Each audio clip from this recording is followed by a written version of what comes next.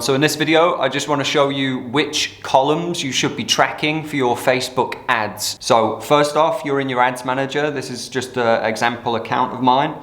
And under this section here where it says columns, this is where you can add all of these columns so you can build out your own and then you can save it so that every time you're working on your account, you can just open your customized column selection and properly analyze the data that you've got. So you want to jump into this columns section and just click on customize columns, and then you can type in each of the ones that I'm going to go through here and just add them by ticking the box next to the name and then put them in order. So first off, obviously you want to have your on off column. It just tells you whether your ad set or ad or campaign is on or off. Ad set itself is just the name, so this is to help you keep track of what campaign you're working on. So this one is a retargeting one, and I just put the name of the audience in there so I know at a glance who this campaign is for, and it just helps you to keep track of everything. Next, I would look at delivery. So again, this is pretty much the same as on or off. It just tells you if the campaign is delivering or if it's turned off. You will also see the information here about the learning phase. So if your campaign has still not generated 50 optimization events, it will say learning. If Facebook thinks you don't have enough money to get to those 50 optimizations, it will say learning limited. It's just Facebook telling you we can't optimize this campaign as best as possible because you don't have enough money to get to those conversions. But it really doesn't have a drastic impact on your results, and you don't need to panic and start spending money that you don't have or turning off the campaign or anything here. Just keep on with what you're doing, and eventually you'll get those 50 optimization events. The next column is bid strategy. Now it's rare that I will use a different bid strategy than highest volume, as you can see here, but it's good just to have it there because occasionally I may use a bid cap or a cost cap strategy. For most people, you're just gonna be using highest volume, so it's still good to just have it there to check. Then under budget, it's obviously going to show you your budget. So for me, this one is using campaign budget. So I can't see the budget here, but if I go into the campaign level, it will show me the budget for that specific campaign. Then you're going to look at the amount spent. So pretty self-explanatory. Again, it's just going to show you how much you've spent. You can also order this if you go into the ads level, something that I like to do quite often when I'm optimizing campaigns and checking how ads are performing. So in this campaign, we just have the 2 ads. But if I go to amount spent, click on that, it's going to order them from the highest amount spent to the lowest amount spent. And this will just tell you which ads Facebook thinks are performing the best. So it's a good metric to be looking at quite consistently. And the next one is going to be CPM. So that's cost per 1,000 impressions. So this is what you actually pay Facebook and Instagram ad platform for. They don't charge you for results, they charge you for impressions. So ultimately an impression is every time they show your ad to a user on one of their platforms, be it Instagram, Facebook, audience networks, Messenger, WhatsApp, whatever. So the CPM is just how much it's costing you to put your ad in front of 1,000 people. The industry standard for CPMs in Facebook over all industries is around $15. Just to give you some sort of benchmark to look at. It does change between industry. So if you're in finance or housing, it's much higher. It's more like $20 to $25. Whereas if you're in e-com, it's usually around about $10 or lower. So you can check these out by just Googling your industry average CPM, but it's a very good indicator because if you're much higher than your industry average, this is Facebook telling you that users don't like your ads, or Facebook deems your ads less effective than competitors, and they're basically punishing you for that by charging you more per 1,000 impressions. So it's always good to keep an eye on CPMs. It's also something that I check if my cost per result starts to increase rapidly. Usually that will be combined with your CPM also starting to increase rapidly. So it's like this nasty feedback loop where basically your ad starts to perform less, people click on it less, so Facebook go, people don't like this ad that much, we're going to charge you more to show it, because ultimately Facebook wants to make users happy. So CPM, always something that you should be checking. Next, I look at the outbound click-through rate. So this is just telling me of the number of people who see my ad, the impressions, how many of them then actually go on and click and go and view my website, product, or sign up page, whatever the optimization is. So the industry standard for click-through rate is around 91%. So just under, 0.91%, not 91%. So just under 1% for the outbound click-through rate is the overall industry average. Again, this will vary industry to industry, so I'd encourage you to Google it, check what it is for your industry, and then when you're looking at these metrics, you can get an idea of how close you are to the average. If you're way above the average, awesome, it means people are really interested in your ads. If you're really below it, it means your ad isn't doing its job. This one is very, very important to understanding if your ad is doing its job. Your ad's job is to get people to click, leave the Facebook or Instagram platforms and go to your website 9 times out of 10. So if it's not doing that, if the outbound click-through rate is really low, it means your ads suck, you need to improve them. So I always look at outbound click-through rate, and I always like to have it right next to my impressions because I find the two, again, are often linked. If it's costing you more to show your ads to 1,000 people, it means that your click-through rate is most likely going to start to go down. Not always, but generally that's how it works. And then of course, next to outbound click-through rate, I want to see the actual figure of how many people have clicked through and gone to see my website, landing page, whatever it is.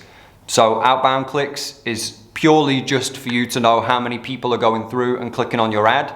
One benchmark that is relatively common for outbound clicks if you're running sales campaigns is for every 100 outbound clicks, you really should be looking at generating at least one purchase, one sale on your website.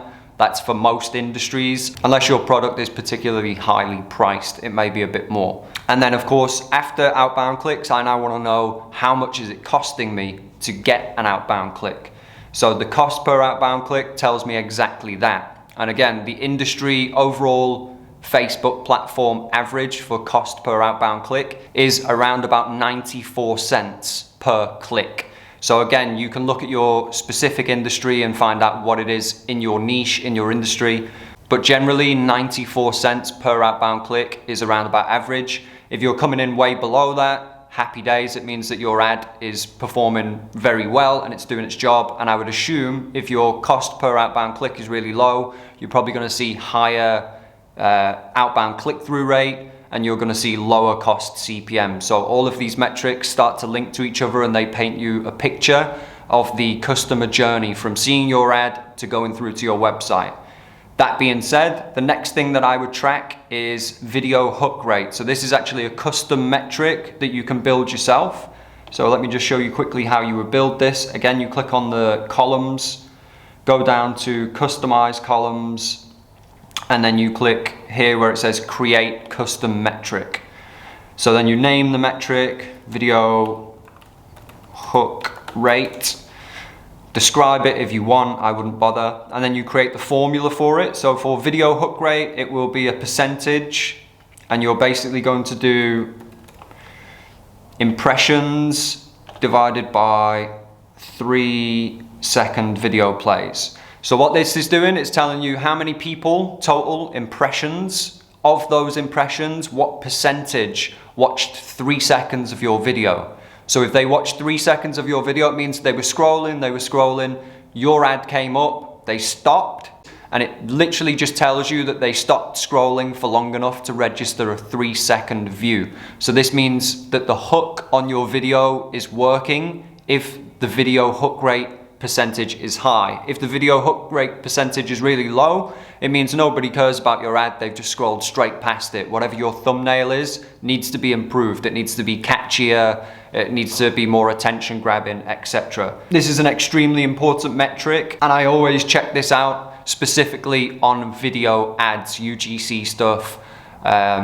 promotional stuff, demo stuff. It's always good to see what percentage of people are stopping to look at your ad. The other important thing about video hook rates is that it will actually be the first interaction between your ad and your customer. So this will lead on to your outbound click-through rates, your CPMs, etc.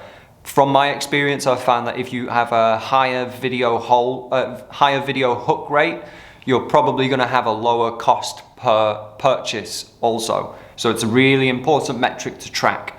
And then following on from video hook rate, I then want to see, so this percentage people stopped and looked at the video for 3 seconds. What percentage of them actually went through and watched 15 seconds of the video?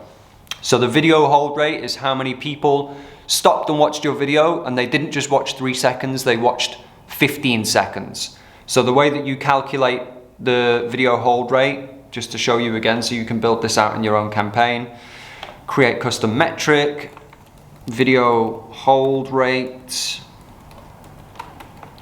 change it to a percentage, and then the formula for this would be impressions divided by through plays. The through play by Facebook is defined as a 15-second video play. So basically this is checking how many people after your video hooked them and stopped them from scrolling and they started to watch, how many people stayed and watched your video to the end or close to the end, assuming that your video is not much longer than 15 seconds. So you can create this metric using this layout here. Just click create metric and add that one in.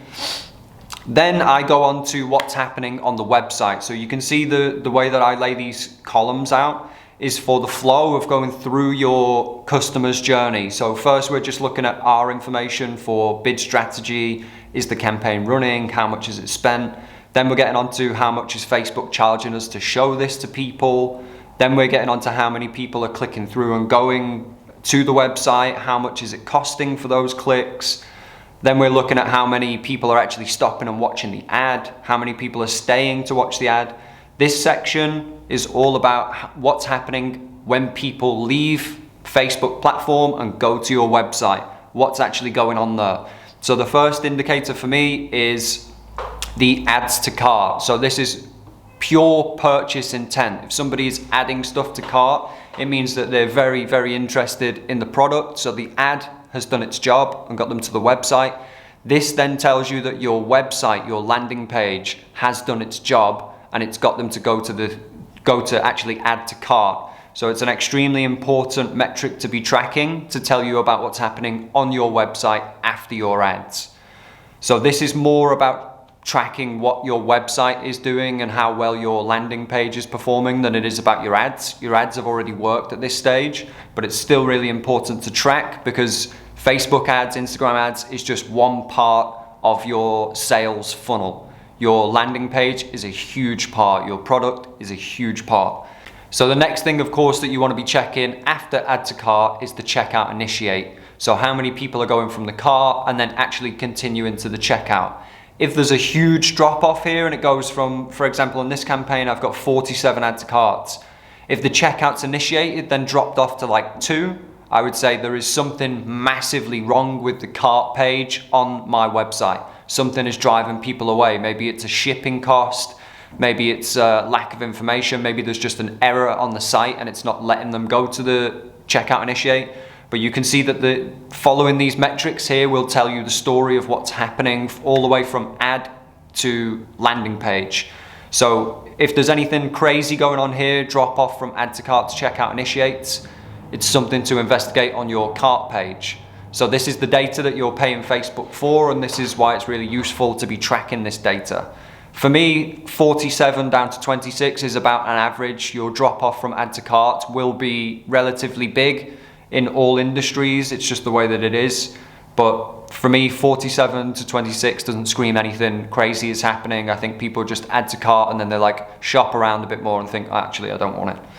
Then of course you want to look at your cost per checkout initiate, and again you should have an idea by this point of how much you can afford to pay per purchase, and this will impact how much you can afford to pay per checkout initiate. So this is where you can check that information. Then you want to look at obviously your purchases or your results if it's a different kind of conversion campaign. So results is the number one metric that you need to track. If something isn't generating results, it needs to be turned off. Obviously after it's had enough budget to determine that it's not working, and I would say that's usually your break-even cost per acquisition. So results, you want to just be looking at how many results you're generating, is it cost effective, and how much is it costing per result, and which ads are generating results, which ads aren't generating results, etc. So the final thing that you want to be tracking is your ROAS, your return on ad spend, and you should have worked this out yourself based on what your costs are to ship your product or your service and what your ad cost is to leave you with a margin. This is all stuff that you need to work out on your own, but it's good to look at so that you can have a figure in your head. Maybe a ROAS of 1 is profitable for you, maybe a ROAS of 2, maybe you need a ROAS of 5.